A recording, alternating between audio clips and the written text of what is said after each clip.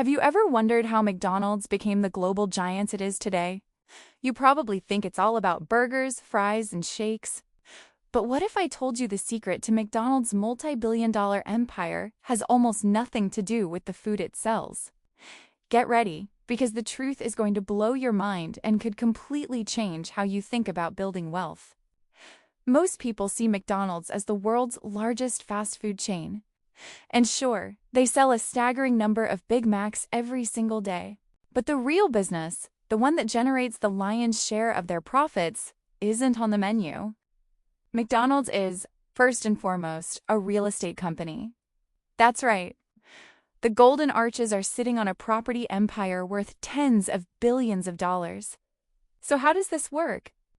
It all comes down to a brilliant strategy pioneered by their first CEO and financial wizard, Harry J. Sonneborn.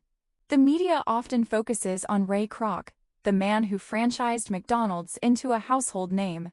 But Sonneborn was the genius behind the scenes who built the financial foundation.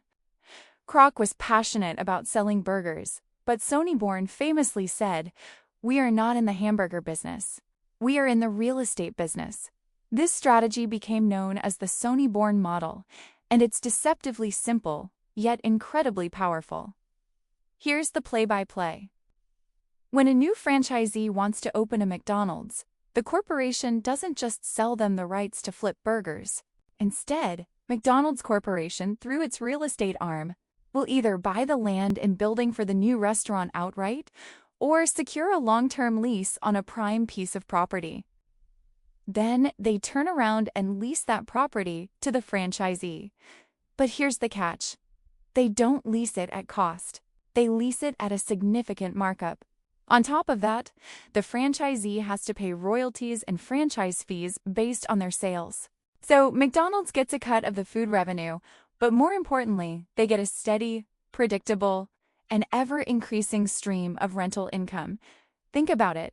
The franchisee takes on all the operational headaches, hiring staff, managing inventory, dealing with customers, and the day-to-day grind of running a restaurant. They are the operators.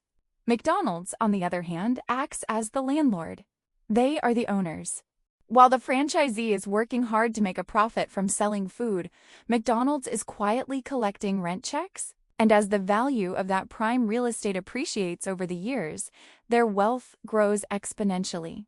Let's look at the numbers to see how significant this is. A huge portion of McDonald's total revenue comes directly from the rent paid by its franchisees. In some years, this can be more than half of their entire revenue stream. This income is far more stable and profitable than selling food, which is subject to market competition, changing consumer tastes, and fluctuating ingredient costs.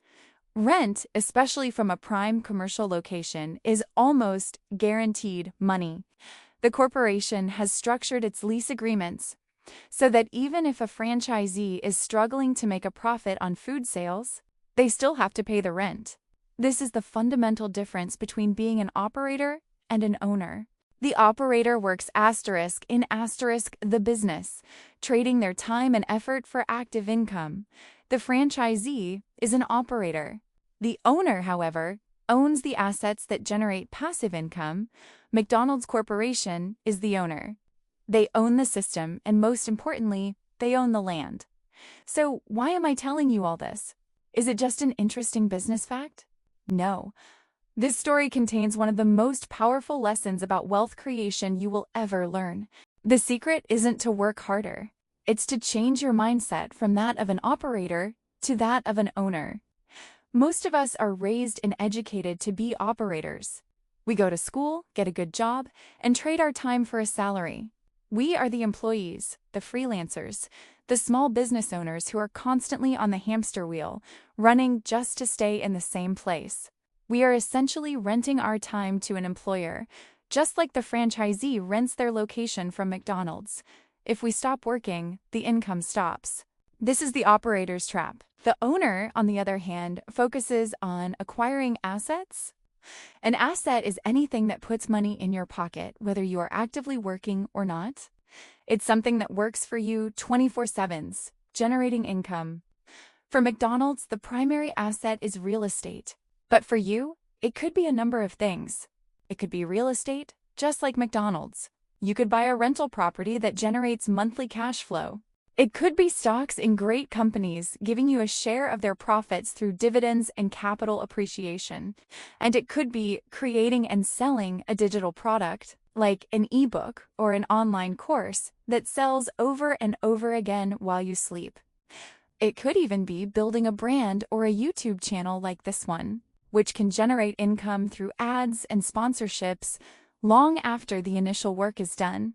The key is to use your active income, the money you earn from your job or your business, to buy or build these income-producing assets.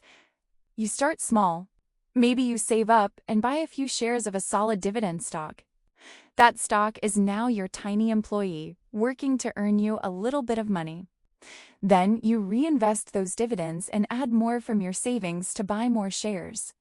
Over time, through the power of compounding, your army of assets grows. This is the path to true financial freedom. It's not about getting rich quick. It's a strategic shift in how you view money and work. Instead of just thinking, how can I earn more money? Start asking, how can I acquire more assets? Instead of spending your paycheck on liabilities, things that take money out of your pocket, like expensive cars or gadgets, so prioritize investing in assets. Let's bring it back to the McDonald's franchisee. They might be making a decent living, but they are fundamentally capped by the hours in a day and the number of burgers they can sell. They are working for money. The corporation, the owner, has money working for them through thousands of properties. You need to decide which role you want to play in your own life. Do you want to be the operator, constantly running the machine? Or do you want to be the owner who owns the machine that prints money? The first step is education.